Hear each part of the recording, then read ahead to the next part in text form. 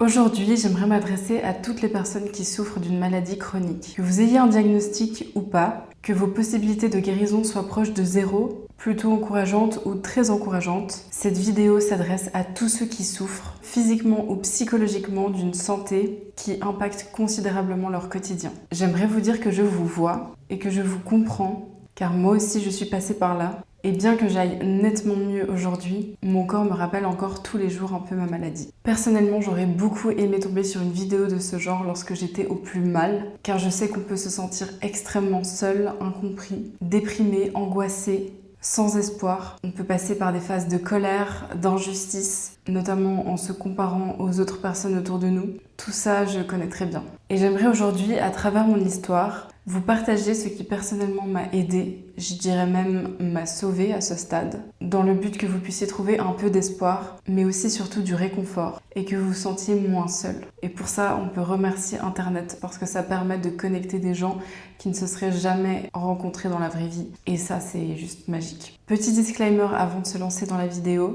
Je tenais vraiment à préciser qu'il ne faut pas comparer votre situation à la mienne en vous disant qu'elle est pire ou moins pire que la vôtre. Je veux vraiment pas que cette vidéo devienne un classement de la souffrance, c'est vraiment pas le but. Chaque maladie, chaque souffrance est légitime pour celui ou celle qui la vit, ok ? Je sais qu'il y a pas mal d'abonnés sur cette chaîne qui me suivent depuis longtemps, qui étaient impatients que cette vidéo sorte. Ça fait plusieurs mois que je vous dis que je vais sortir une vidéo à propos de mon histoire, de ce qui m'est arrivé, de ma maladie, de pourquoi j'ai disparu en 2025. Je vous ai un petit peu spoilé par-ci par-là dans les dernières vidéos, mais cette vidéo sera vraiment dédiée à cette histoire. Et Dieu sait ce que ça me tient à cœur de vous partager. Je suis tellement contente, émue, et j'arrive pas à croire que je fais cette vidéo maintenant en fait, parce que c'est vraiment une étape pour moi. Ça veut dire que j'ai vraiment franchi un cap et avancé dans tout ça. Et je suis juste tellement reconnaissante. Donc, je vais essayer d'aller à l'essentiel, de synthétiser. C'est pas évident pour moi, j'aime beaucoup raconter les détails, mais je me lance.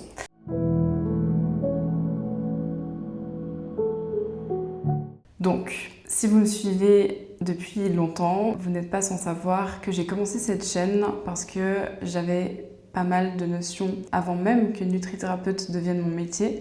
J'avais ouvert cette chaîne sur la santé, le bien-être, la nutrition, parce que je baignais là-dedans depuis toute petite, étant fille d'une micronutritionniste, qui est devenue micronutritionniste parce que j'étais tout le temps malade quand j'étais petite, et qu'après 6-7 ans d'errance médicale complète, ma maman a décidé de me prendre en charge, de faire ses recherches, d'explorer la nutrition, la micronutrition. Et c'est comme ça qu'elle m'a guérie quand j'étais enfant. C'est vrai que ma mère, en comparant avec les enfants de ses amis, son entourage, elle se disait quand même qu'il y avait un souci avec moi, dans le sens où j'étais tout le temps malade, mais à l'extrême, et que c'était chronique et que ça durait en permanence. Dès l'instant où je suis sortie du ventre de ma mère jusqu'à l'âge de mes 6-7 ans, jusqu'à ce qu'elle commence à explorer la nutrition, micronutrition avec moi, j'étais H24 malade. Je vomissais littéralement tout ce que je mangeais et je gardais pratiquement rien. J'avais une toux chronique qui venait vraiment de l'estomac. J'étais en permanence malade, j'avais tout le temps de la fièvre. C'est comme si en fait j'avais une grippe en permanence pendant 6-7 ans. Et en plus de ça, j'avais des problèmes gastro-intestinaux, je vomissais tout ce que je mangeais. Je passais mes nuits réveillée à vomir des sécrétions de bile. Je remplissais des bidons comme ça du haut de mes 5 ans de sécrétions biliaires. Et même quand j'avais plus de vomi, je vomissais de la bile en continu. Ça ne s'arrêtait pas.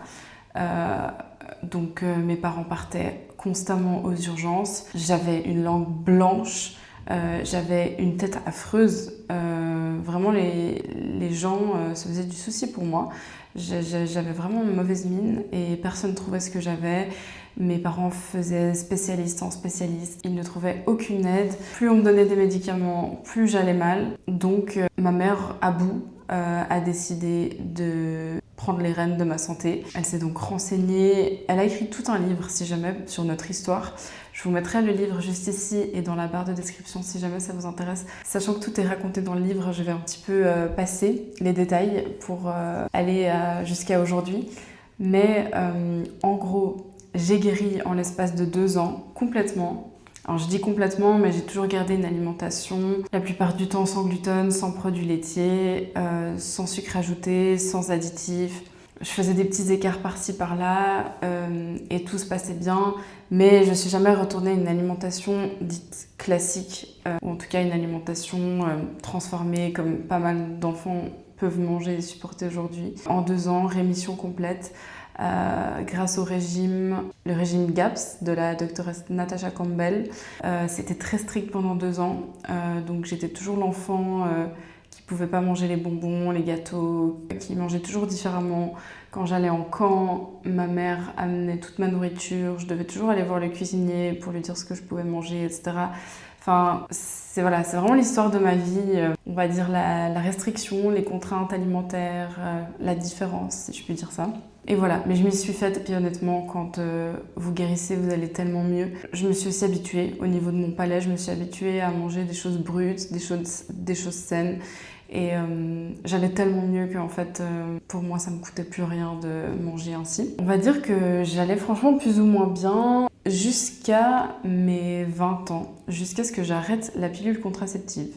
J'ai pris la pilule contraceptive de l'âge de 16 ans jusqu'à mes 20 ans. Il y avait quand même quelque chose de bizarre avant que je commence ma pilule, c'est-à-dire que j'ai été réglée très tard. J'approchais les 16 ans en fait, j'étais vraiment sur la fin de mes 15 ans. Je me souviens que ma mère s'inquiétait, elle trouvait bizarre que j'ai toujours pas mes règles alors que toutes mes copines avaient leurs règles depuis 3-4 ans. J'étais pas très formée, j'avais pas de poitrine, mes hanches se développaient pas, j'avais toujours un peu un corps d'enfant. Jusqu'à un jour où j'ai dit à ma mère, c'est bon, j'ai eu des taches dans mes sous-vêtements, mes règles sont arrivées, pas besoin d'aller contrôler, tout va bien. Sauf que maintenant, en y réfléchissant avec tout le recul et toute la connaissance que j'ai, je pense que je n'ai jamais ovulé, en fait, dans le sens où j'avais des règles qui étaient hyper faibles, dans le sens où ça durait 1 jour, même pas. C'était des règles plutôt brunes. C'était pas, en fait, quand j'en parlais avec mes copines, je me disais, oh là là, mais c'est vraiment bizarre. Je voyais mes copines les premiers jours qui devaient aller se changer entre les cours, qui devaient aller changer leur protection plusieurs fois dans la journée quand on était en cours. Finalement, tout ça, ça a été masqué rapidement par la prise de la pilule, puisque la pilule m'apportait des hormones œstrogènes, progestérone exogènes. Donc mon corps, finalement, on a reçu pendant 4 ans et je me suis pas posé plus de questions parce que du coup j'avais des fausses règles et là pour le coup j'avais du sang rouge, ça durait un peu plus longtemps et je me considérais complètement normale.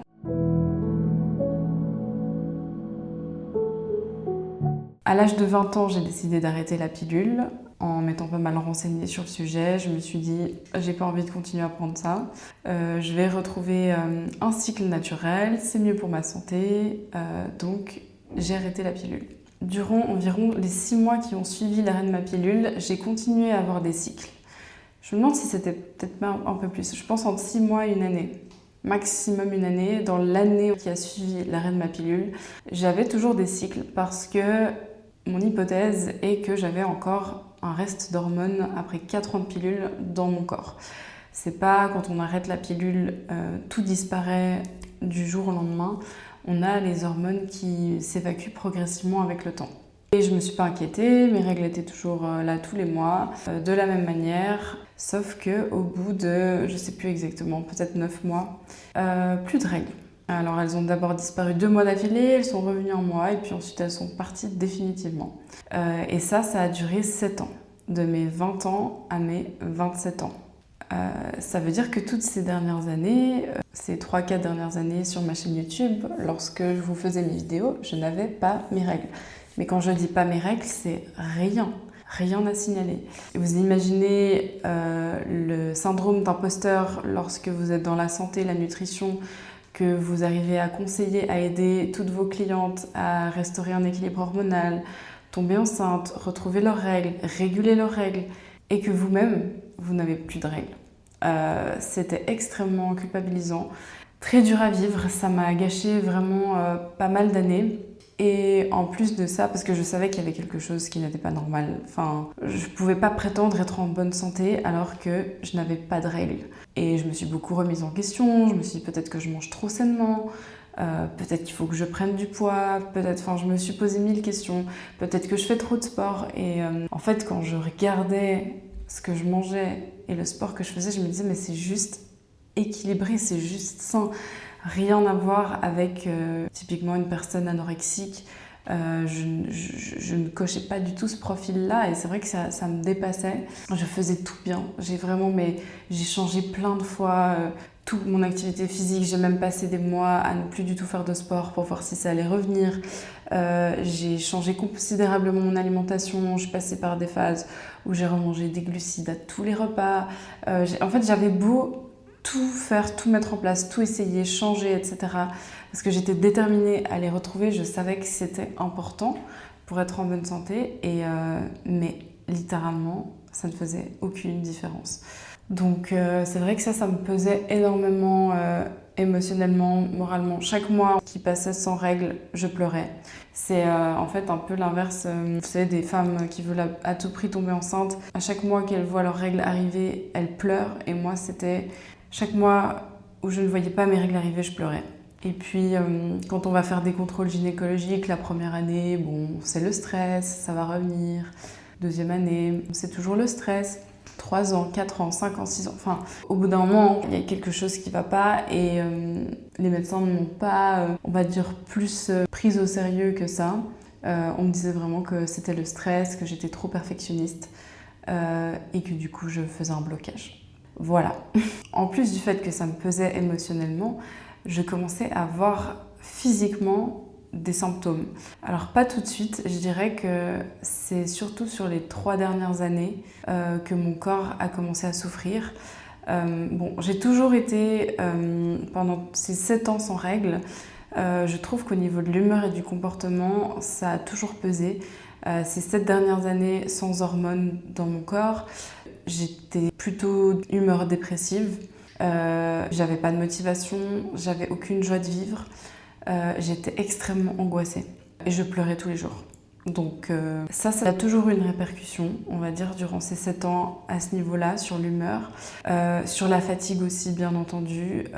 J'avais vraiment une énergie très faible pour une femme de mon âge. Quand je me comparais à mes copines, je me disais « Waouh, mais comment elles arrivent à faire tout ça ?» J'arrivais à faire qu'une chose à la fois, une chose maximum dans une journée. Par contre, au bout de 4 ans sans règles, chaque année qui passait, je commençais à avoir de plus en plus de symptômes physiques et de problèmes. Ça a commencé par beaucoup d'inflammation, des gonflements du visage que je n'arrivais pas à expliquer. Finalement, j'ai découvert que c'était une intolérance à l'histamine qui débutait, parce que lorsque, à ce moment-là, j'évitais l'histamine alimentaire, je dégonflais. J'ai eu de l'eczéma, j'avais de plus en plus d'intolérance alimentaire, j'avais de plus en plus d'inflammation dans le corps. En fait, plus je faisais du sport, plus je m'inflammais. En fait, je n'arrivais plus du tout à récupérer. J'ai toujours été très sportive. Je pense que je me suis énormément poussée parce que j'avais clairement pas les hormones et l'énergie pour.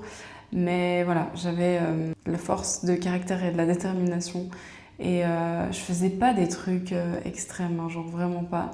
Mais c'est vrai que même après des petites séances de 20 minutes au poids de corps, je restais inflammée, mais j'avais l'impression de brûler. C'était pas des simples courbatures, j'avais vraiment l'impression d'être en feu et de brûler pendant 10 jours après une séance de 20 minutes. En fait, je me sentais de plus en plus inflammée de l'intérieur, avec de plus en plus d'intolérance alimentaire, de plus en plus de problèmes digestifs, de plus en plus de fatigue, de plus en plus de faiblesse, jusqu'au jour où, en mars 2025, donc il y a bientôt 1 an et demi de cela, mon corps s'est effondré. J'ai fait un burn-out complet, mais pour le coup vraiment d'origine physiologique. Rien n'avait changé dans ma vie, rien au travail n'avait changé, je m'étais jamais mis dans le rouge, je ne pouvais pas en fait, j'avais tellement une santé fragile que je pouvais même pas me mettre dans le rouge, à travailler énormément, j'ai jamais pu travailler d'ailleurs à 100% à cause de ça. Puis moi je me disais juste on sait pas pourquoi, depuis que je suis née, je suis fragile, j'ai la santé fragile, j'ai jamais pu vivre, manger comme mes copines et ma foi c'est comme ça fait partie de moi, faut que je l'accepte. Sauf que quand en mars 2025 je me suis retrouvée avec un syndrome d'activation mastocytaire d'une violence, c'était pas croyable honnêtement, à quel point c'était violent. Mon système immunitaire, mon système nerveux se sont mis à complètement dysfonctionner. C'est ça, hein, le syndrome d'activation mastocytaire, c'est quand votre corps, via les cellules de l'immunité appelées les mastocytes, produisent des quantités astronomiques d'histamine en permanence, alors même que vous ne mangez pas 1 gramme d'histamine. Pour vous dire, j'étais à 3 fois 10 mg de cétalergue, donc il y a un antihistaminique ici en Suisse, par jour. La dose journalière recommandée, c'est juste 10 mg. Je prenais 3 fois la dose, matin, midi, soir, pour survivre à mes journées. Parce que, bon, évidemment, quand on est indépendant, quand on ne travaille pas, il n'y a pas de sous qui rentrent. Donc, et malheureusement, on est dans un système où c'était compliqué de me mettre à l'assurance maladie. Donc, j'ai pas eu le choix, j'ai serré les dents et juste, j'assumais mes consultations. Et je rentrais chez moi et je m'effondrais sur le canapé. J'avais vraiment beaucoup de difficultés à marcher. Si on m'avait proposé durant toute l'année 2025 de me transporter partout en fauteuil roulant, j'aurais dit oui. J'arrivais à peine à marcher des marches d'escalier, j'avais beaucoup de peine à marcher même sur du plat, alors que j'ai toujours été la fille qui faisait 12 000 pas par jour. J'étais dans un tel état de fatigue et de faiblesse. J'avais l'impression que tout mon corps brûlait et tout mon corps était engourdi de la tête aux pieds. Tout me faisait mal, tout me brûlait. En fait, j'avais l'impression d'avoir un Covid en permanence. Vous savez, quand vous êtes au pic du Covid, que vous avez de la fièvre, que vous avez mal dans tout le corps, que même vous levez de votre canapé, ça vous paraît insurmontable. Voilà l'état dans lequel j'étais pendant toute mon année 2025. C'était horrible. Mais je souhaite même pas ça à mon pire ennemi. Je savais même pas que c'était possible de se sentir dans cet état-là. Et surtout, le pire, en fait, ce qui dévore, c'est que ça dure. Avoir un Covid, 1 semaine, 10 jours, 2 semaines maximum, c'est chiant, mais ça passe. Là, je ne voyais pas le bout, en fait. C'est chaque jour. C'était soit de pire en pire, juste aucune amélioration. Alors que je suis quand même dans le domaine de la santé, j'ai énormément de connaissances. Je me supplémente, je me disais mais c'est pas possible de me retrouver dans un état pareil avec tout ce que je connais. Donc culpabilité plus. J'ai même cru, parce qu'avant que je fasse le lien avec les hormones, c'est ce que je vais vous expliquer après, j'ai énuméré tous les scénarios. Avec mes parents, on a carrément cru que j'avais un cancer ou une maladie grave. Donc au mois de mars, justement, quand mon corps s'est effondré pratiquement du jour au lendemain, enfin pas du jour au lendemain parce que ça faisait des années que je sentais que j'allais de moins en moins bien, mais ensuite ça m'est tombé dessus d'une violence et d'une rapidité monumentale. Et ils m'ont envoyé chez ma médecin généraliste, ils m'ont fait faire une prise de sang, mais la plus complète possible, avec tous les marqueurs de tumeurs, toutes les maladies, toutes les infections. Enfin, ma mère a dit à ma médecin, vous lui testez tout, absolument tout, parce que j'ai l'impression que ma fille va mourir. J'étais grise, j'avais une tête horrible, j'étais boursouflée. On voyait dans mes yeux et sur mon visage que ça allait vraiment pas bien. Mon système nerveux aussi était complètement à vif. J'avais l'impression que mon nerf vague, le système nerveux dysfonctionnait complètement. C'était pas une impression d'ailleurs. Mais j'étais tout le temps en mode survie. Mais alors, on est tous en mode survie, on est d'accord. On a en tout cas tous des tendances avec les vies qu'on mène, le stress, la charge mentale, le travail, etc. Mais là, c'est un point où j'avais tout le temps des palpitations. C'est comme si mon corps pensait que j'allais mourir en permanence. Et je savais que c'était pas dans ma tête. Je savais qu'il y avait un problème dans mon corps. Tout bonnement, je n'avais plus aucun contrôle sur mon corps. Et moi qui aime bien le contrôle, c'est un mécanisme qui m'est propre depuis petite. Là, je peux vous dire que ça a été une sacrée leçon sur le lâcher-prise. Donc autant vous dire que j'ai dû complètement arrêter le sport du jour au lendemain. Bon, sur la fin, j'étais plus qu'au yoga. Pour vous dire, même le pilate, ça me rendait complètement KO. Le yoga, sur la fin, avant que tout s'effondre, j'étais sur des séances de 15 minutes à tout péter 2 fois par semaine. Vraiment comme une vieille. Alors que je savais que j'avais une bonne endurance de base. Donc bon, j'ai tout arrêté. Pour vous dire, je n'ai pas pu encore reprendre. Ça fait 1 an et demi maintenant que je n'ai pas fait une seule séance. Ça me manque terriblement, mais voilà, je me sens pas encore prête. Il y a énormément de choses qui se sont réglées et qui vont vraiment mieux. Mais ça, je pense que c'est la dernière étape. Je pense que nerveusement et au niveau inflammation, je sens que mon corps n'est pas encore complètement prêt. De manière générale, j'ai l'impression que mon corps ne savait plus fonctionner naturellement. je n'arrivais plus à aller à Celle. Pour vous dire, pendant 4 mois, j'ai dû aller chaque semaine dans une clinique spécialisée à Genève, en Suisse, pour faire des lavements. Je n'arrivais plus à aller à Celle. C'était terrible comme sensation, vraiment. Je n'arrivais plus à digérer. J'avais mal au ventre en permanence, des brûlures, des remontées, comme une sensation d'indigestion, des nausées en permanence. J'avais tout le temps envie de vomir. J'avais un ventre de femme enceinte. On aurait dit que j'étais à 2 doigts d'accoucher. Et c'était tellement inconfortable, j'avais l'impression de devoir cacher une grossesse en permanence. Je me suis dit, mais si mes clients voient mon ventre, ils vont penser que je suis enceinte. Et j'arrivais plus à fermer aucun pantalon. Je savais même plus comment m'habiller. J'avais des vertiges en permanence. Je voyais tout noir, je voyais tout flou, je voyais tout tourner. J'avais des acouphènes aussi en permanence. J'avais un brouillard mental. Mais j'avais vraiment l'impression que mon cerveau gaugeait dans le formol. Je ne sais pas si vous connaissez cette expression, mais je comprenais rien, j'arrivais plus à réfléchir. Moi qui ai une très bonne mémoire de base, je me rappelais de rien. Je n'arrivais plus à réfléchir, je n'arrivais plus à me concentrer. J'étais dans un brouillard en permanence, c'était terrible. J'avais l'impression d'être déphasée. Vous savez, quand vous vous sentez un peu glauque et déphasé, pas dans votre corps, pas dans votre tête. C'était très bizarre. Et c'était en fait de nouveau en permanence. C'est ça qui tue, c'est qu'il y a tout ça simultanément et ça dure 1 an. Et il n'y a pas un jour, en fait, où vous allez mieux.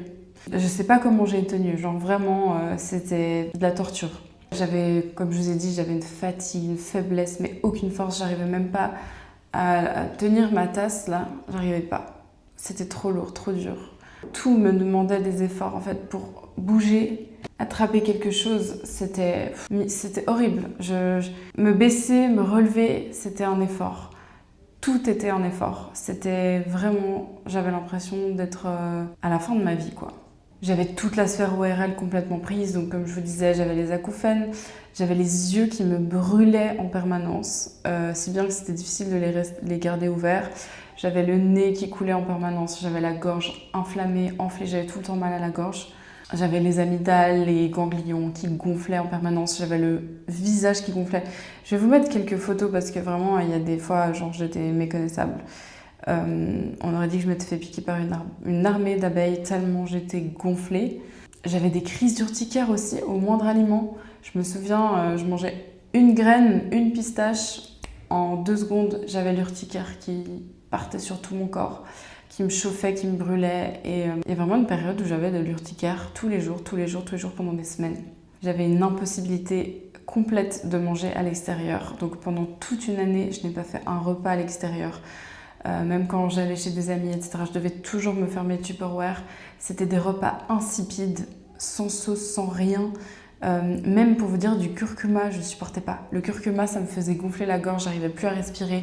J'étais devenue surallergique à tout, même des trucs sains.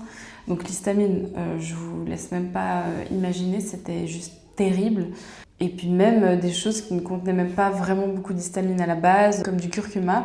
Si j'avais le malheur de manger une sauce avec un tout petit peu de curcuma, je partais en crise, je partais en insomnie, parce que ça aussi, l'histamine en excès dans le corps à ce point-là, ça joue le rôle de neurotransmetteur excitateur, d'éveil, d'hypervigilance. Et donc, même si j'étais complètement KO, complètement fatiguée, impossible de m'endormir. Donc je dépendais des antihistaminiques et ça m'arrivait des fois de prendre beaucoup trop d'antihistaminiques juste pour pouvoir éteindre mon cerveau. Sinon mon cerveau restait en éveil, en hypervigilance. Et au moindre petit écart alimentaire le soir, carré de chocolat noir en trop, un petit peu de curcuma dans une sauce, mais un œuf dans une sauce, mais vraiment des trucs mais ridicules avec des quantités ridicules. C'était fini, c'était insomnie garantie. Je m'endormais entre 4 et 6 heures du matin sans antihistaminique. Je m'endormais, mais je devais en prendre beaucoup, beaucoup. Et surtout, le lendemain, j'étais complètement à l'ouest. Je pense que vous avez déjà pris les antihistaminiques. La plupart, ça shoot complètement le système nerveux. Ça vous dérègle le cortisol. Donc le lendemain, vous êtes hyper glauque jusqu'à la fin de la journée. C'est seulement à la fin de la journée que vous retrouvez vos esprits et que vous vous sentez à nouveau normal. Mais travailler quand vous êtes dans cet état-là, parfois j'étais presque en meilleure forme pour travailler le lendemain après une insomnie qu'après avoir pris trop d'antihistaminiques. Parce que même si j'avais dormi, c'était un sommeil superficiel, shooté par les antihistaminiques. Je me souviens, je devais prendre des douches froides pour me réveiller. Et j'allais au travail en mode zombie et je me disais, mais comment je vais pouvoir faire mes consultations? C'était vraiment, vraiment difficile. Et c'était comme ça tous les jours. Tous les jours, tous les jours, tous les jours. Sur des mois, des mois, des mois et des mois. Et c'est ça qui rend fou. Pour vous dire, j'étais dans un tel état de fatigue et de faiblesse que je me souviens le soir, quand je rentrais. Bon, déjà, entre chaque consultation, je me mettais par terre dans mon bureau et je faisais des méditations, des respirations. Ça, je vais vous dire juste après ce qui m'a aidée. Mais je faisais des méditations, des respirations entre chaque consultation. Je dormais si je pouvais. Quoique, j'étais tellement en fait en hypervigilance que j'arrivais même pas à dormir. Donc vraiment une dette de sommeil catastrophique. Et j'étais tellement fatiguée le soir que je rampais sur le sol en me traînant comme ça, de mon canapé jusqu'à mon lit pour aller me coucher le soir. J'avais pas la force de me laver les dents, j'avais pas la force de me doucher, j'avais pas la force de me démaquiller. Et un jour, je me suis dit, je crois que ça fait 4 jours que je me suis pas douchée. Et je me suis dit, non mais c'est pas possible, c'est pas possible. Et vous savez, quand vous êtes tellement faible et tellement mal, que vous n'avez même pas le courage de prendre une douche. Voilà, c'était même pas le courage, c'est que j'avais pas la force en fait, j'avais pas la force physique. Et donc voilà, souvent j'allais me coucher maquillée, sans me laver les dents, sans me doucher. Tellement j'étais faible. Ma lessive s'accumulait, donc ma mère devait venir chaque semaine me faire mes lessives. J'avais pas la force de me faire à manger. Je me faisais des trucs dégueulasses. En général, je rentrais chez moi, je faisais cuire une casserole d'eau. Dedans, je mettais des légumes congelés, un poisson congelé, des pâtes. Je mettais tout dedans, je cuisais 10 minutes et ensuite je mettais dans une passoire, je mettais tout dans mon assiette, comme ça, tout mélangé. Je mettais du sel, de l'huile d'olive et voilà. Et c'était mon repas tous les midis, tous les soirs. Pendant une année. Autant vous dire que ouais, c'était compliqué d'avoir du plaisir et de la dopamine d'un point de vue culinaire. Donc je me suis énormément acharnée sur le chocolat noir. Ça, c'était le seul moyen d'avoir de la dopamine en fait. Et je suis même devenue addict en fait. Je pense vraiment qu'on peut dire que c'était une addiction. Même si je sais que c'était pas bon parce que ça me créait encore plus d'histamine parce que le cacao est très riche en histamine, mais honnêtement, je crois que sans ça, j'aurais pas tenu. C'était mon seul vice, entre guillemets. Tout ça pour dire que je pense que je me suis aussi un peu dissociée de mon corps. Quand on souffre tellement en permanence, on essaye en fait de sortir de son corps, donc on perd confiance en son corps. On n'est plus du tout ancré. Je pouvais même plus du coup faire mes activités, bouger. Moi j'ai toujours eu besoin de bouger pour me sentir bien, donc que ce soit marcher, faire du pilates, du yoga ou du sport de manière générale. Et j'étais bloquée dans mon corps qui n'était plus en mouvement, qui n'avait plus la possibilité de se mouvoir et c'était vraiment dur parce que comme je vous ai dit c'était très long. Maintenant que vous savez ce que j'ai vécu d'un point de vue factuel, j'aimerais vous raconter un peu qu'est-ce qui m'a aidée.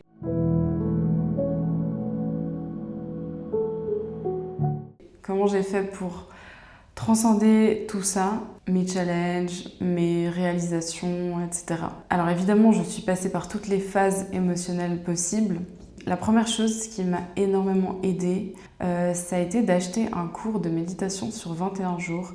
Un programme d'une américaine, tout était en anglais, mais c'était des méditations quantiques en lien avec chaque organe du corps et vraiment en lien avec la régulation du système nerveux. C'était très, c'était très original et très efficace sur moi. J'ai été hyper régulière, j'ai vraiment fait ça tous les jours pendant des mois. Et je voyais que c'est la seule chose au début. En fait, j'étais dans un tel état de survie, c'était un tel bordel dans mon corps.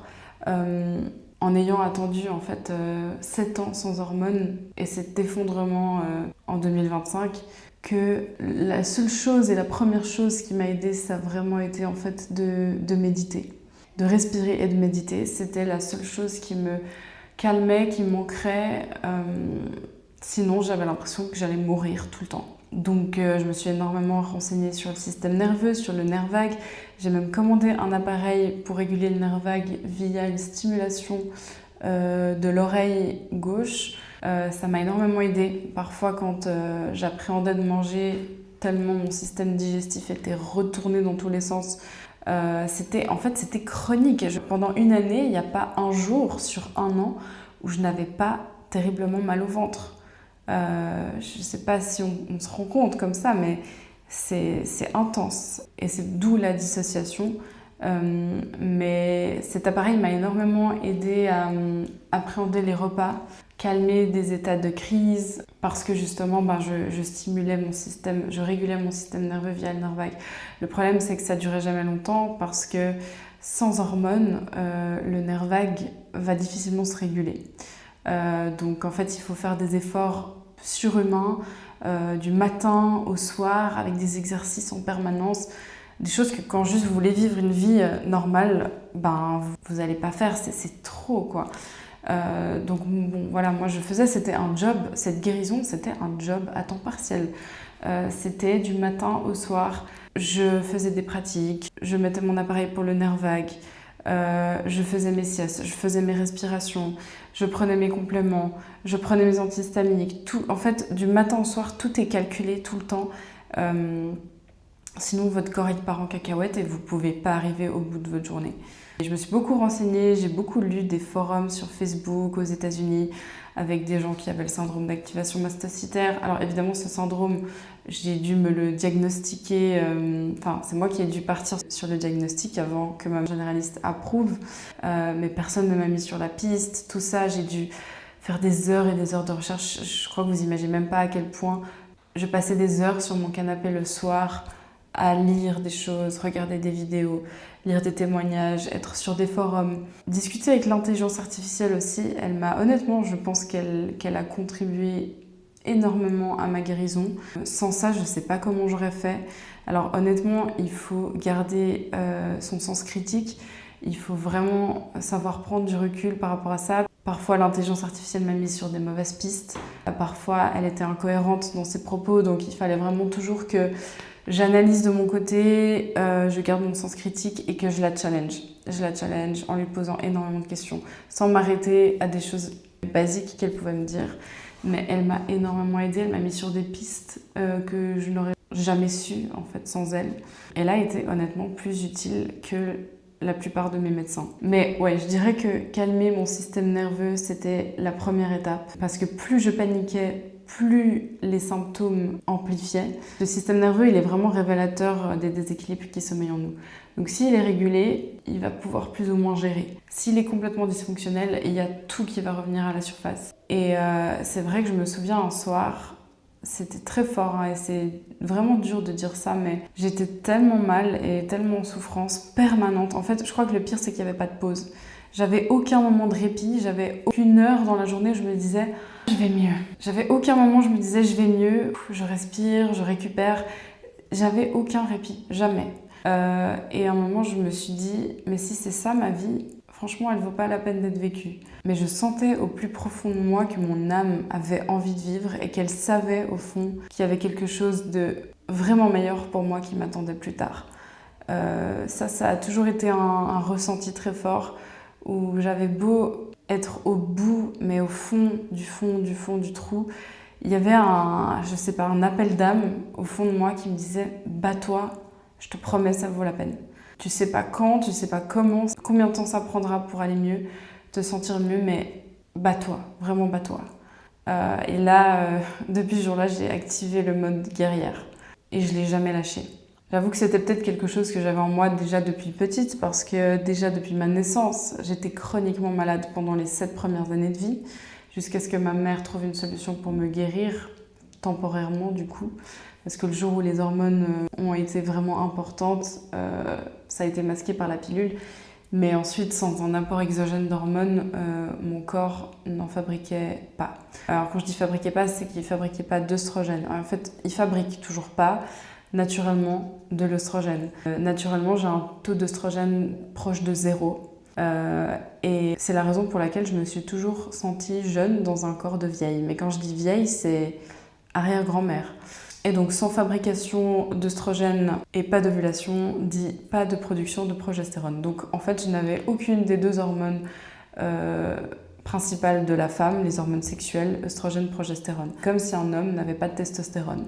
Moi, j'avais pas d'œstrogène, pas de progestérone, j'avais pas mes hormones sexuelles de femme. Et personne ne m'a dit que ça pouvait être extrêmement problématique. C'est pour ça que je pense que mon corps, après l'arrêt de la pilule, bon, il a eu encore des résidus d'hormones. Au bout d'une année, ça s'est épuisé, les règles se sont arrêtées et ensuite le corps s'est adapté, il a tenu à l'adrénaline, noradrénaline, cortisol, toutes ces hormones de stress. Je pense que je suis allée puiser dans les surrénales d'une manière incroyable. Et jusqu'au moment où le corps, il n'est pas invincible. Et au bout de 7 ans, ça a quand même mis 7 ans, hein, j'ai quand même tenu 7 ans. Et au bout de 7 ans, il a dit « Ciao, il y a tout qui a lâché. Système immunitaire, nerveux, tout a commencé, digestif, vagal, enfin tout a commencé à déconner complètement. » Et donc, je peux vous dire que la rémission a été longue et je suis toujours en rémission. J'ai pas encore une vie, on va dire, vraiment normale, mais je recommence à vivre. Je suis sortie de ce mode survie permanente où clairement, pendant toute mon année 2025, je n'ai eu aucune vie sociale, je n'ai fait aucune activité. Il ne se passait rien dans ma vie à part survivre jour après jour et juste assumer 1 à 2 consultations par jour sous l'adrénaline et c'est tout. Donc à partir du moment où j'ai activé ce mode guerrière, j'ai mis en place un système de coaching mental 24 heures sur 24. Ça veut dire qu'à chaque fois que je me suis énormément renseignée, hein, il y a beaucoup de choses aux États-Unis incroyables, de gens qui passent par des maladies chroniques qui m'ont énormément inspirée et qui parlent justement de l'état d'esprit à avoir pour sortir de ce mode survie. Alors évidemment, le travail sur le système nerveux n'aurait jamais suffi. Navré les amis, je vous retrouve dans un second plan parce que ma caméra m'a lâché en plein milieu du tournage. J'étais pourtant sur une si belle lancée, mais c'est pas grave, je vais finir aujourd'hui ce que j'étais en train de vous raconter avant-hier. Vous excuserez du coup le changement de son, le changement d'image, c'est une nouvelle caméra, donc on verra ce que ça donne. Bref, du coup j'étais en train de vous dire que le système nerveux à lui seul n'aurait pas suffi. C'est très important pour moi de vous préciser ça parce que je vois tellement de comptes sur Instagram qui circulent et qui disent que on peut guérir tous les maux simplement en régulant son système nerveux, en ayant des pratiques pour réguler notre système nerveux. Et bien que ce soit évidemment une partie essentielle du puzzle, je trouve que ça se suffit rarement à elle seule. Dans mon cas où mon corps ne produit pas ou presque pas d'œstrogène, j'ai beau prendre tous les compléments alimentaires du monde, méditer tous les jours, réguler mon système nerveux, faire de la cohérence cardiaque, faire du grounding, faire du journaling, tout ce que vous voulez, de la respiration. Il n'y a absolument rien qui pouvait remplacer une prise d'hormones dans mon cas. Après, voilà, je suis bien consciente que je suis un cas rare. J'ai pas encore le nom de ma maladie, mais visiblement ce serait assez rare selon ma généticienne. Tout ça pour dire que parfois, vu qu'on est des êtres chimiques et qu'on a besoin d'avoir un équilibre religieux entre plein d'hormones dans notre corps, plein de bactéries, plein de choses, réguler le système nerveux c'est très bien parce que pour moi, si vous voulez, le système nerveux il est révélateur des déséquilibres, plus précisément qui sommeillent en nous. Donc imaginons vous avez une immense dysbiose intestinale, donc un excès de bactéries pathogènes, un manque de bonnes bactéries. Vous pouvez ne pas avoir de symptômes, ne pas ressentir de symptômes si votre système nerveux est complètement régulé. Bon, aujourd'hui, bonne chance pour trouver quelqu'un qui a un système nerveux complètement régulé, même si bien évidemment je le souhaite à tout le monde, mais c'est très compliqué. Eh bien, vous pouvez complètement ne pas ressentir de symptômes parce que votre système nerveux gère les déséquilibres qui sommeillent en vous. Par contre, lorsque votre système nerveux est activé en situation sympathique d'hypervigilance, là, tout d'un coup, tous les déséquilibres qui sommeillent en vous remontent à la surface et c'est là que vous expérimentez vos symptômes. Pour moi, c'est un peu un bouton on-off, le système nerveux. Mais vu qu'on est dans un monde moderne dans lequel on a tous énormément de stress, énormément de charge mentale, la vie n'est pas facile tous les jours, honnêtement. Et avoir un système nerveux complètement régulé du matin au soir, 7 jours sur 7, ça me paraît presque mission impossible. Et c'est pour ça que je trouve que c'est rarement suffisant et que de prendre certaines souches de bactéries, certaines hormones ou des plantes en tout cas pour réguler nos hormones si notre corps les produit génétiquement, ce qui est le cas de la plupart des gens, c'est vraiment complémentaire pour moi et indispensable. On peut pas faire, pour ma part, c'est mon avis et dû à mon expérience personnelle et professionnelle, on peut pas travailler que sur un plan ou que sur l'autre. C'est vraiment une synergie de tout. Et je peux vous dire que le jour où j'ai collé ce patch d'œstrogène sur ma fesse, mon système nerveux s'est régulé presque tout seul. dans le sens où, alors évidemment, il y avait du job. Je sens qu'il est même pas encore complètement rentré dans l'ordre. Ça, je le sens bien. Mais je reviens de très loin et on sait que l'œstrogène régule le nerf vague. Donc, j'avais beau réguler mon nerf vague avec de la cohérence cardiaque, si j'avais pas déjà le démarreur, c'est-à-dire l'hormone qui naturellement régule le nerf vague, ça allait être compliqué. Bref, donc il me semble vous avoir dit dans les plans précédents, et si je ne l'ai pas dit, ben je le dis maintenant, qu'à partir du moment où j'ai compris tout ça et que j'ai enclenché mon mode guerrière, j'ai instauré un coaching mental 24 heures sur 24. Donc, à chaque fois que je paniquais à cause d'un symptôme qui prenait beaucoup trop d'ampleur dans ma journée, je disais stop dans ma tête. Je refusais de partir en spirale en fait. Parce que là, votre système nerveux, pour le coup, s'active en hypervigilance plus. Ça fait flamber tout le système, ça empire tous vos symptômes. Et mentalement, psychologiquement, c'est extrêmement compliqué. Donc je refusais de partir en spirale. Dans ma tête, je disais stop. Et je changeais ma pensée. Une phrase qui m'a beaucoup aidée, que j'ai répétée, je sais pas combien de fois, c'est temporaire. Ça va pas durer. Voilà. C'est temporaire, t'inquiète pas. Et aussi je me disais, je suis en sécurité. Je suis en sécurité, je suis en sécurité. C'est une phrase bête, mais ça permet vraiment à votre système nerveux de rétablir la vérité, entre guillemets, parce que dans ce genre de situation de crise, de maladie chronique, où votre système nerveux est en hypervigilance et que vous croulez sous tous ces symptômes, votre corps inconsciemment pense qu'il est en danger et qu'il peut mourir. Et vraiment de vous dire, stop, c'est temporaire, je suis en sécurité, tout va bien. Je suis en sécurité. Revenez à la réalité en fait, revenez dans le présent. Vous êtes dans votre maison, vous avez un toit, vous avez de la nourriture dans le frigo, vous êtes entouré, vous n'allez pas mourir. Alors oui, vous êtes extrêmement inconfortable, ça fait mal, vous souffrez, vous en pouvez plus, vous êtes fatigué. C'est inconfortable, ouais, je me disais oui, c'est inconfortable, mais c'est pas grave, je vais pas mourir, tout va bien, je suis en sécurité et c'est temporaire. Et ça, je peux vous dire que ça vous ramène dans un état d'esprit beaucoup plus calme, beaucoup plus serein et beaucoup plus rationnel aussi. Et ça vous donne plus de force pour continuer à avancer. J'ai énormément consommé de contenu sur les neurosciences, comment reconstruire des nouveaux schémas neuronaux dans son cerveau. Je ne sais pas si vous connaissez les travaux du docteur Joe Dispenza. Il est quand même très connu, notamment dans le domaine de la méditation, mais surtout aussi des neurosciences. J'ai acheté un de ses livres, je me rappelle plus le titre, mais je vous le mettrai si jamais ici à l'écran, qui avait été suggéré par une Instagrammeuse américaine que je suivais à l'époque, qui avait fait disparaître une tumeur au cerveau en quelques mois. Je me demande même pas si c'était 6 semaines, je sais plus, je vais pas vous dire de bêtises, j'écrirai si jamais ici.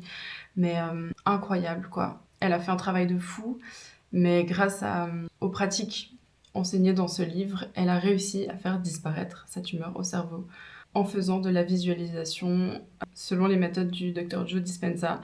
Il y a sur sa chaîne YouTube, ses réseaux sociaux, un nombre incalculable de témoignages de personnes qui ont guéri du cancer, qui ont guéri de tellement de maladies en faisant ça, et moi ça m'a beaucoup inspirée. J'ai enregistré des méditations de visualisation, je passais facilement 20 à 45, des fois 60 minutes par jour à calmer tout mon système nerveux, visualiser que chacune de mes cellules était en train de guérir, etc. Vous pouvez vraiment faire une approche propre à votre problème. Moi, je savais que mon problème, c'était le syndrome d'activation mastocytaire, donc je visualisais mes cellules de l'immunité se calmer. Le problème du SAMA, c'est les cellules d'immunité, les mastocytes qui partent en cacahuète. Tellement, en fait, elles s'hyperactivent et elles produisent trop d'histamine.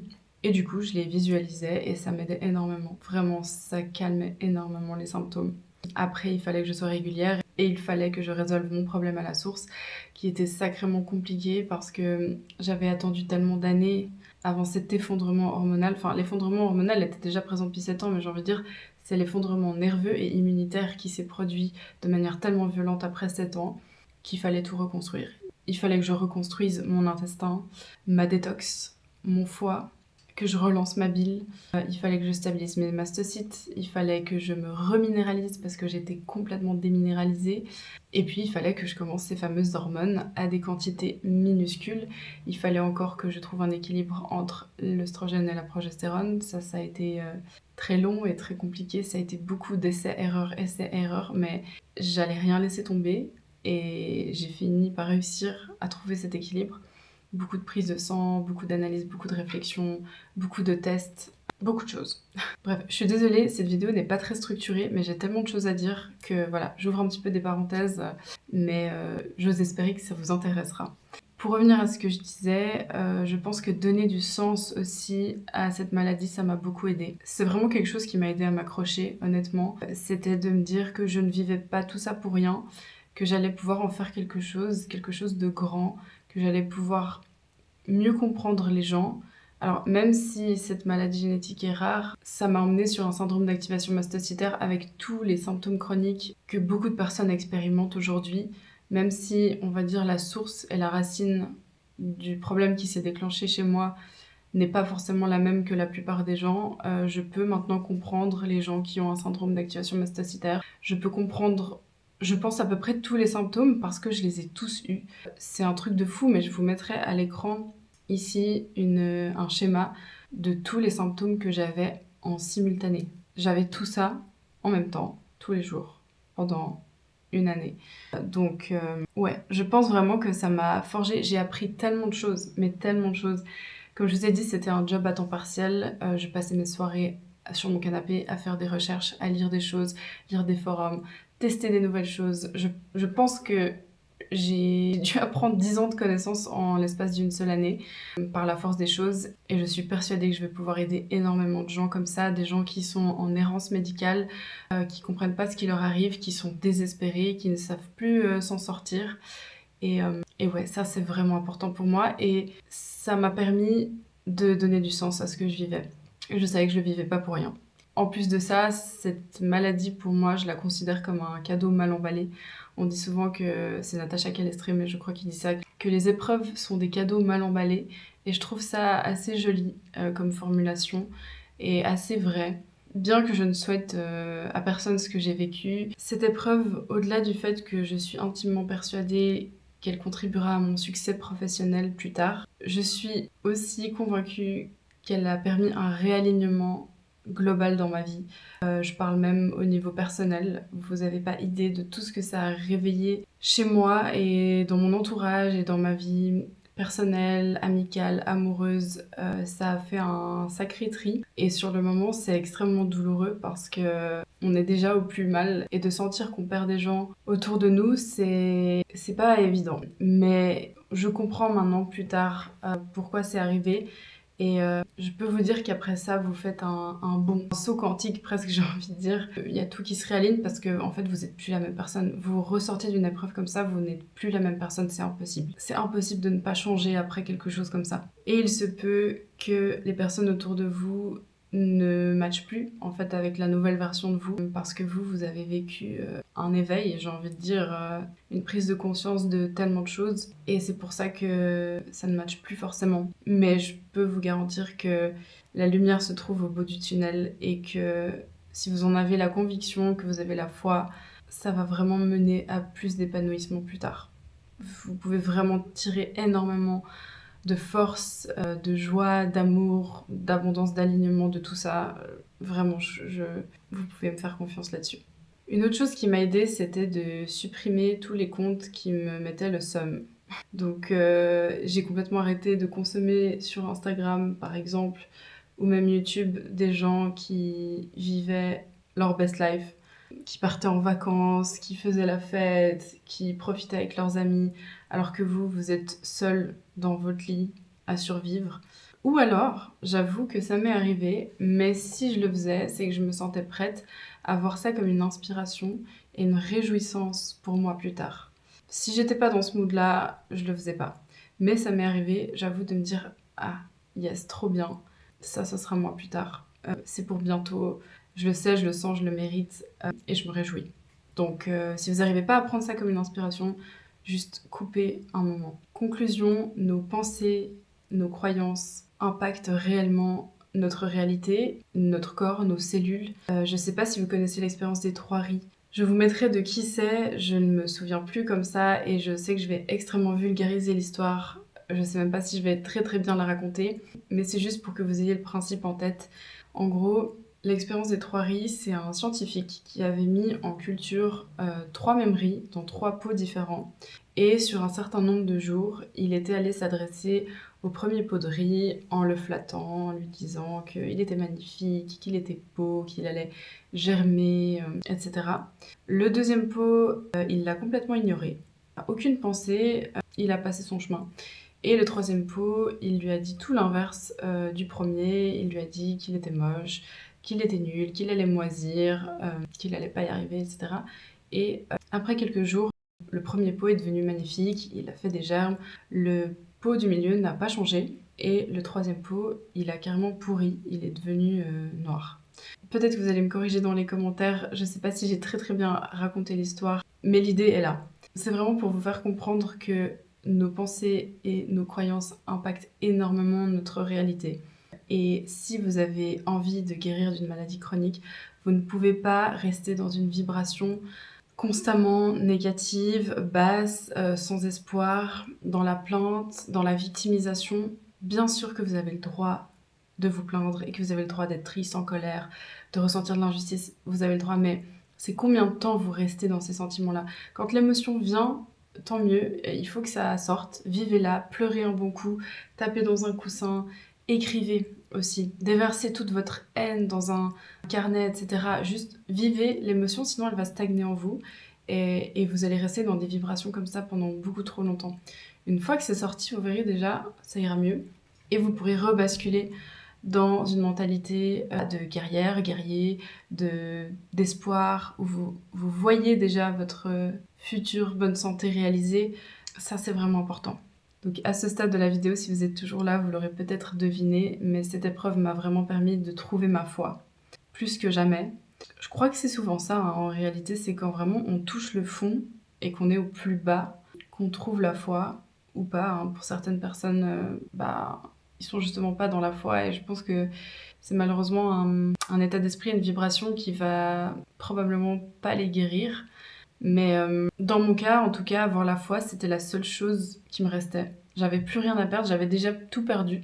Et c'est la seule chose en fait qui me permettait de m'accrocher, de me lever le matin et d'avoir de l'espoir. Et ça m'a permis d'y croire et d'y donner du sens. Donc appelez ça comme vous voulez, Dieu, l'univers, la vie, peu importe. Pour moi, on fait tous référence à la même chose finalement quand on parle de foi. Ensuite, je voulais aussi aborder la question de l'entourage, parce que l'entourage compte énormément quand on est malade ou quand on vit une épreuve, peu importe. Personnellement, j'ai eu la chance d'avoir mes parents qui m'ont soutenue depuis toujours. Je pense aussi que c'était peut-être plus facile pour eux parce qu'ils m'ont vue malade, ils m'ont vue naître malade. Quand on est un bébé et qu'on est malade, c'est pas parce qu'on cherche de l'attention ou qu'on veut faire du drame parce qu'on n'a pas de conscience. Donc ils savaient que je jouais pas la comédie et qu'il y avait un souci. Donc ils se sont tout de suite inquiétés pour moi, ils m'ont tout de suite prise au sérieux. Ils savaient que c'était pas dans ma tête. Mais ça, c'est pas forcément le cas de tout le monde. Vous verrez, comme je l'ai dit avant, que les épreuves, et notamment la maladie, fait un tri naturel sélectif dans votre entourage. C'est là que vous allez vraiment voir qui est là pour vous et qui ne l'est pas ou qui ne l'est plus. Il n'y a pas tout le monde qui est en mesure de comprendre ce que vous vivez, ou en tout cas de soutenir. Le plus dur, je crois, c'est quand on n'a pas de diagnostic. Parce que si vous avez quelqu'un en face de vous qui a un esprit très cartésien et qui a besoin de preuves, d'écriture noir sur blanc, du nom de votre maladie, de ce que vous avez, etc., ça peut être très compliqué de se sentir soutenu parce qu'on peut vivre dans un constant besoin de se justifier parce qu'en fait on ne sait pas exactement expliquer ce qu'on a, mais nous, au plus profond de nous, on sait qu'il y a quelque chose qui ne va pas. Donc je vous souhaite vraiment d'avoir un entourage qui puisse vous faire confiance et vous croire en fait quand vous dites que ça ne va pas, même s'ils n'ont pas de preuves, même s'ils n'ont pas un nom de diagnostic, et puis de vous soutenir dans votre parcours en fait. Et juste ça, c'est pour moi c'est le plus important, c'est en fait de se sentir vu, compris, écouté, entendu, et de pas devoir encore se battre pour ça. Et ça, je pense que ça peut jouer énormément dans votre guérison, parce que quand vous devez vous battre et vous justifier, essayer d'expliquer à votre conjointe, à vos parents, à vos amis, que vous faites pas du drame et que c'est pas dans votre tête, c'est vraiment beaucoup d'énergie, alors que vous manquez déjà d'énergie. Et ça met votre corps en hypervigilance d'autant plus parce que vous devez vous battre pour ne pas perdre en fait les gens autour de vous, pour ne pas perdre leur amour, l'estime qu'ils ont de vous, votre crédibilité. Ça peut vous mettre vraiment en sentiment de sécurité et d'apaisement, de ne pas devoir vous battre pour être vu, compris, entendu. Une autre chose qui me paraissait importante à mentionner, c'est les tests kinesthésiques. J'ai fait toute une vidéo à ce propos il y a quelques mois sur ma chaîne, dans laquelle je vais vous expliquer ma méthode avec ces tests kinesthésiques justement. La vidéo s'appelle, si je me rappelle bien, comment savoir si un complément alimentaire est réellement bon pour nous ou bon pour sa santé. En gros, les tests kinesthésiques, c'est des tests que vous pouvez faire avec votre corps, avec des pendules, avec principalement votre corps en fait. Il y a différentes méthodes, je vous les explique et je vous les montre même en live dans ma vidéo. Je vous mettrai la vidéo juste ici dans le petit i et dans la barre de description. Je vous conseille vraiment d'aller la voir parce que si vous vivez une maladie chronique et que vous avez énormément de traitements, de médicaments, de compléments alimentaires à prendre, et sachant que notre corps n'a pas les mêmes besoins tous les jours, et que vous êtes un peu perdu, vous savez pas si c'est vraiment bien de continuer à prendre ça, est-ce que ça fait trop, est-ce que c'est pas assez, vous hésitez avec un dosage, etc. Ça va vraiment pouvoir vous décharger mentalement et tester en fait si votre corps énergétiquement vous dit oui ou vous dit non par rapport à un certain dosage, un certain complément. Ça m'a tellement sauvée et je l'utilise encore aujourd'hui et ça m'aide tellement. J'ai découvert ça via des comptes Instagram américains qui sont beaucoup plus avancés que nous dans la maladie chronique. Je trouve vraiment que ce sont des outils formidables. Surtout que quand on est fatigué, malade, on n'a plus d'intuition. Enfin, personnellement, j'étais complètement coupée de mon intuition. Aujourd'hui, j'ai moins besoin de les utiliser parce que je suis en train de reconnecter vraiment avec mon intuition. Mais il y a un an, je n'avais zéro intuition. Donc ça m'aidait beaucoup. Pour conclure cette vidéo, je sais que ça peut être très dur quand on souffre en permanence, quand on n'a pas d'énergie, quand on n'arrive pas à réfléchir, mais accrochez-vous s'il vous plaît. Vous seriez vraiment surpris de toute la force que vous avez cachée à l'intérieur de vous. Ça a été le cas aussi pour moi. J'avoue vraiment, des fois, je me demande comment j'ai fait pour survivre à cette année 2025, vu l'état dans lequel j'étais. Si j'avais pu rouler en fauteuil roulant toute l'année, mais je l'aurais fait. Tellement j'étais dans un état misérable. Ne soyez pas trop dur avec vous-même.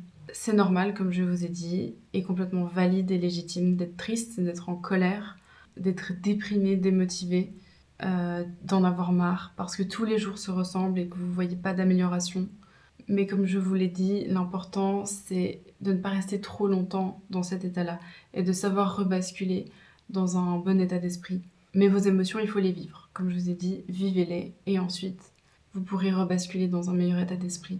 Ayez la vision pour vous, visualisez-vous dans vos méditations, le soir quand vous vous endormez dans votre lit, le matin, première pensée quand vous vous réveillez, visualisez-vous en train de courir dans un champ avec plein d'énergie, à faire tout ce que vous ne pouvez pas faire encore actuellement. Mais croyez-y, mais n'ayez aucun doute, vraiment. Et peu importe quand et comment ça arrivera, ça arrivera. Ayez la foi, c'est ça avoir la foi. Ne mettez pas de pression de temps. Ça c'est une erreur que j'ai faite, j'avoue. Ne vous dites pas, alors dans 6 semaines exactement, j'ai tel événement, j'aimerais me trouver dans tel et tel état, j'aimerais ne plus du tout avoir tel symptôme, ne plus avoir tel symptôme. Ne mettez pas de pression de temps parce que ça va stresser votre corps et si vous n'arrivez pas à atteindre cet objectif, rappelez-vous que vous ne pouvez pas aller contre la vitesse de la nature. Donc vous avez un contrôle et un pouvoir d'action, certes, mais vous n'avez pas tout le contrôle. C'est le corps qui fait au bout d'un moment aussi. Et c'est une co-création entre vous, votre état d'esprit, vos actions et votre corps et son pouvoir de guérison. Mais le corps a un pouvoir de guérison. Quand on sait comment lui parler, quand on sait comment le traiter et quand on sait lui donner les bonnes choses dont il a besoin. Mais si vous n'arrivez pas à atteindre cet objectif à la date à laquelle vous l'étiez fixé, ça va vous décevoir et ça va vous remettre un down et ça va vous redémotiver et vous remettre dans un mauvais état d'esprit. Donc s'il vous plaît, ne vous fixez pas des pressions, des limites de temps. C'est en faisant le chemin qu'on trouve le chemin. Parfois ce sera inattendu, parfois vous vous sentirez perdu, puis tout d'un coup, un jour, l'algorithme Instagram va vous mettre une information incroyable devant les yeux, et puis en une semaine, tout d'un coup, quelque chose peut se régler très vite, parce que vous avez découvert quelque chose que vous ne connaissiez pas. Donc vraiment, n'essayez pas de chercher exactement toujours quand, comment.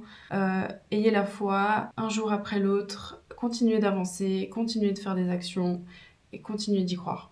J'espère vraiment que cette vidéo parlera au plus grand nombre. Je sais que les diagnostics peuvent être tous très différents les uns des autres. Bon, il y en a peut-être qui n'auront pas de diagnostic quand ils regarderont cette vidéo, d'autres en auront certainement. Je sais qu'il y a des diagnostics qui sont plus favorables que d'autres, qui donnent plus d'espoir que d'autres, selon ce qu'on connaît, selon les discours des médecins. Malheureusement, les discours de médecins sont pas toujours très encourageants, je trouve. Et j'ai déjà entendu plusieurs médecins donner certains diagnostics et dire qu'il fallait apprendre à vivre avec à vie et que ce serait comme ça et qu'il fallait s'habituer, etc. Et alors que c'est pas toujours le cas. Je dis pas, il y a des diagnostics qui sont pour l'instant effectivement incurables, même si c'est un gros changement identitaire, que c'est un gros changement de vie, je pense qu'il y a toujours des choses à faire. Même si on peut pas changer la maladie, je pense qu'on peut toujours faire des recherches, des investigations, essayer des nouvelles choses pour en tout cas atténuer les symptômes ou diminuer des risques. Je pense qu'il y a toujours des choses à faire. Même si le diagnostic est visiblement incurable, je pense qu'il y a toujours des choses à faire pour améliorer son confort de vie. Et la réalité malheureusement du corps médical aujourd'hui, de ce que j'ai vu, entendu, vécu aussi personnellement, c'est que vos médecins ne se battront certainement malheureusement jamais aussi fort que vous pouvez le faire pour vous. Ça, je pense que c'est vraiment le message principal final de cette vidéo. C'est vous qui devez vous prendre en charge. N'attendez pas, s'il vous plaît, de vos médecins qu'on vous sauve. Certes, ils peuvent être indispensables, clairement, dans votre processus de guérison. Personnellement, si je n'avais pas de médecin, je n'aurais jamais eu de prescription pour mon oestrogène.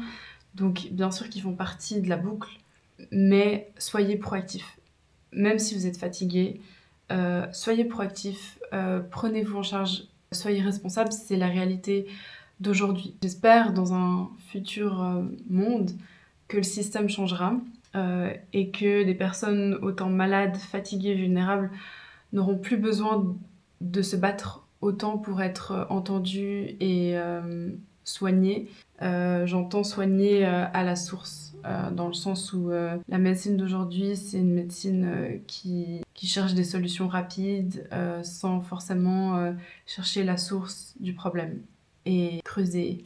Moi, j'ai eu la chance de tomber sur une médecin généticienne incroyable et je serai éternellement reconnaissante de l'avoir rencontrée. La première fois que je l'ai vue, j'ai passé 3 heures dans son bureau avec ma maman à lui expliquer toute mon histoire depuis ma naissance, tous les problèmes que j'ai eus. Elle a été d'une écoute, d'une empathie incroyable et surtout, c'est une passionnée.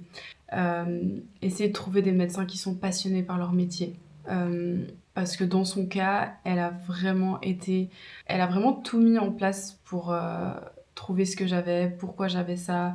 Je me sens vraiment soutenue. Donc voilà, après évidemment son temps est limité et puis je peux pas l'appeler tous les matins pour lui demander si je dois prendre tel ou tel complément ou qu'est-ce que je peux faire pour digérer mieux ou bien pouvoir aller à selle normalement tous les jours.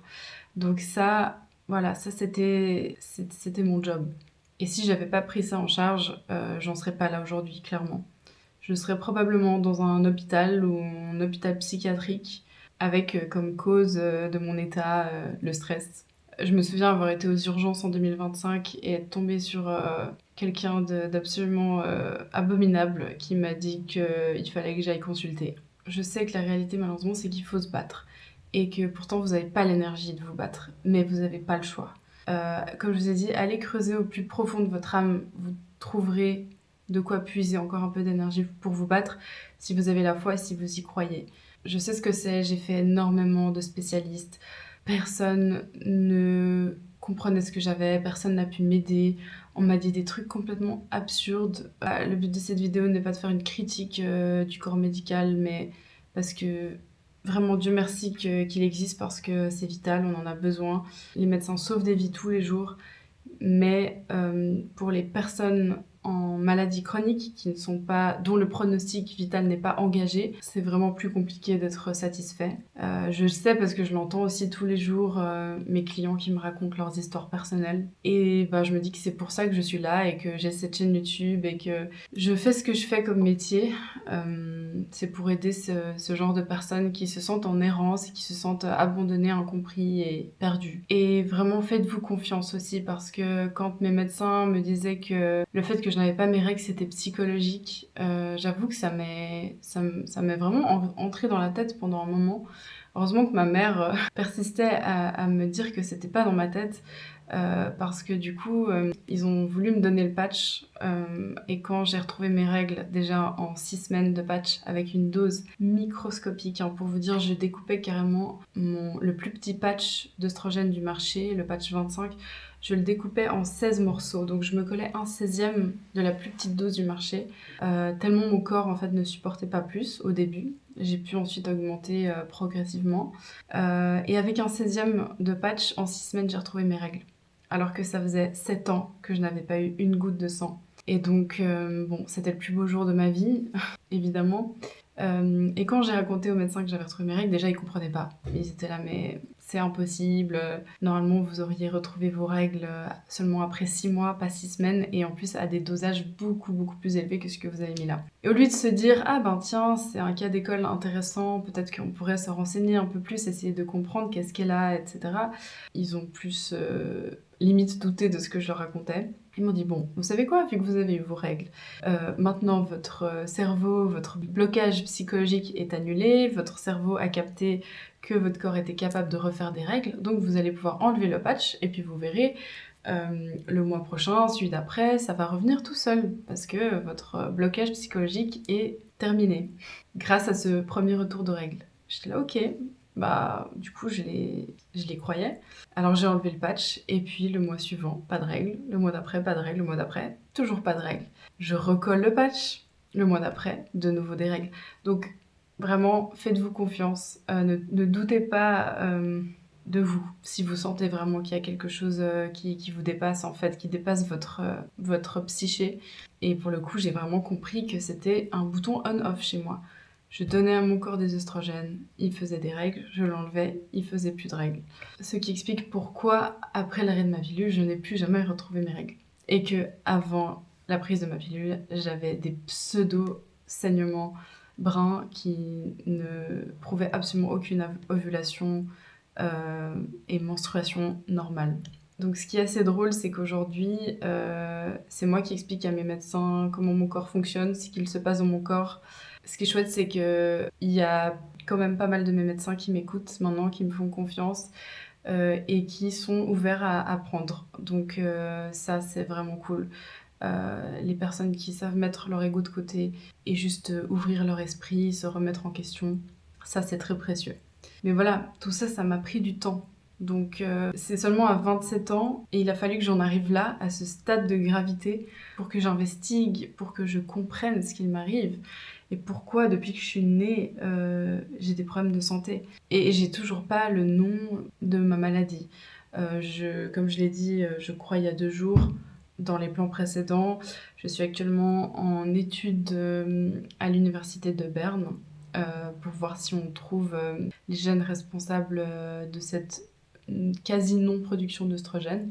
Et voilà, Dieu merci que la médecine sache produire des hormones et que je puisse en prendre dorénavant à vie. Je suis vraiment très reconnaissante pour ça. Ça change complètement toute la qualité de ma vie physique, psychique. Et j'avoue que je suis très soulagée d'avoir beaucoup plus d'espoir pour ma vie future en termes de capacité, de forme, de force, d'énergie. Parce que toute ma vie, je me suis dit que je devais accepter d'être faible et fragile. Et maintenant que je commence à avoir des hormones dans le corps, bien que je sois même pas encore à la dose maximum et que j'ai encore pas mal de chemin à faire et que tout ça, ça prend beaucoup de temps, j'ai vraiment beaucoup d'espoir de retrouver une vie vraiment plus normale pour moi ces prochaines années. Mais ce que je voulais dire à propos des maladies génétiques, c'est qu'aujourd'hui, la science n'a même pas encore découvert la moitié des gènes. Donc vous pouvez imaginer qu'il y a plein de gens qui restent sans réponse, sans diagnostic. C'est pas grave. Tant que vous comprenez ce qui bug dans votre corps et ce dont vous avez besoin. Moi, j'ai potentiellement fait le deuil de savoir le nom de cette maladie, le nom des gènes responsables. Peut-être que je le saurai à la fin de cette année, peut-être que je le saurai à 50 ans, peut-être que je le saurai jamais. Mais c'est pas le plus important. Le plus important, c'est que je trouve une solution pour aller mieux. Et je vous souhaite exactement la même chose. Donc si vous traversez des soucis de santé en ce moment, je vous envoie toutes mes bonnes énergies. J'espère que vous les ressentez au travers de cette caméra parce que vraiment je les envoie fort là. Je vous envoie toute ma force, tout mon courage, tout mon amour. Vous êtes vraiment plus fort ou plus forte que ce que vous pensez. Et même si tout ça actuellement ne fait aucun sens pour vous, et que c'est dur, et que c'est injuste, et que c'est long, vous comprendrez plus tard et vous en ressortirez tellement plus fort et tellement grandi, avec un potentiel d'épanouissement tellement plus immense que votre vie précédente. Personnellement, je n'ai jamais été autant heureuse et autant alignée qu'aujourd'hui. Ça fait très longtemps que je me suis pas sentie aussi bien, aussi joyeuse au quotidien, avec autant d'amour et autant de bonnes vibrations à l'intérieur de mon corps. Et pourtant, je subis encore des symptômes tous les jours. Je suis loin d'être 100% guérie, mais ça m'empêche pas de me sentir extrêmement épanouie. Voilà les amis, j'espère que cette vidéo vous aura aidé, j'espère qu'elle vous aura été utile, qu'elle vous aura fait du bien. N'hésitez pas à la partager à un ou une proche à qui ça pourrait être utile. N'hésitez pas à me partager votre histoire, votre expérience, vos questions, peu importe, dans les commentaires. J'y répondrai avec joie. Et d'ici la prochaine vidéo, je vous fais plein de gros bisous les amis. Prenez soin de vous. Ciao.